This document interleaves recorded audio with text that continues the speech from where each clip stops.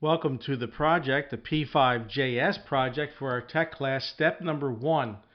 I want to make sure you know how to put a proper header on it and add comments into your code so that you can keep track of what you're doing and I can know who's actually doing it.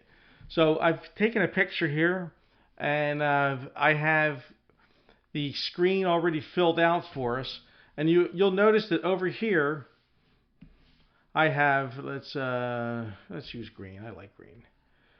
I have the header, right? And I put, just like we do, your name, the period, the subject, and we don't need a date because it's not exactly on a project day, but we do need to know what it is. So it's P5JS project. The default, when you open up your editor, your very first default is going to be at 400, your canvas size. But I want you to change it to 600.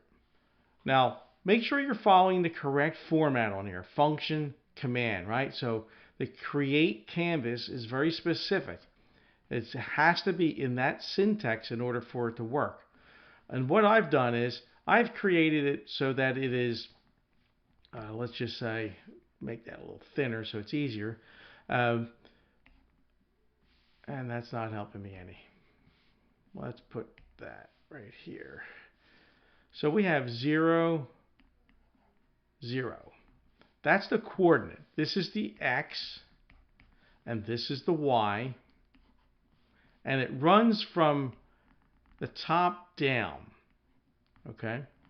So for instance, if this is 1, 2, 3, and this would be 4.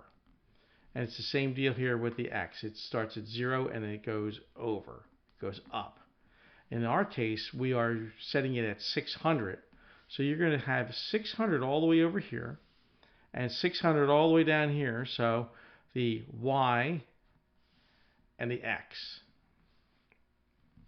I'd like it just because we're going to be doing a number of different geometric shapes, and I'd just like you to be able to have space for it. Let's put it that way. So in any case, the second thing we're going to do is we're going to give the background color. Now I've managed to set it at 220. I think the default is also 220. And now it gives you the gray background, okay, in the browser. And you can hit once, if you want to change that, try changing it to 0. And 0 is going to equal black. And if you change it to 255, which we know is the max, that's going to be a completely white. Now, why do we have only one parameter inside the color? Well, because if we only use one parameter, one argument in there, we're using grayscale. If we are using 3, well, that's a different type of color, correct? So that would be the red, green, blue. And we know we can go 255, 0 to 255 on either one of these numbers. If you put all red, 255, no green, no blue, you're going to have a red background. And it works just like that. I would encourage you to play around with it so you can see. But when you are looking for just a gray scale, I'm not talking about opacity or anything like that, a gray scale, that's what you're looking for. Just one argument, one color. Think of it as having only one pencil, and you're drawing with a pencil itself, and then you darken it in some areas and you lighten it up in others, and it gives you the ability to make, shades of gray, if you will, right? And that's how you would do that. We are at 3 minutes and 59 seconds. I would encourage you greatly to take a look at this video, stop it if you have to. Make sure that your first bit of information that's going into the canvas, into the program, if you will, when creating the canvas, looks just like that. Okay? And now, this has already been done for us. This is the actual editor running. And say if I were to, again, before I go, let's just do this for the heck of it. I'll change this to a 0. The color, the grayscale. Maybe. All right, let's see. Let's see what happens. Black.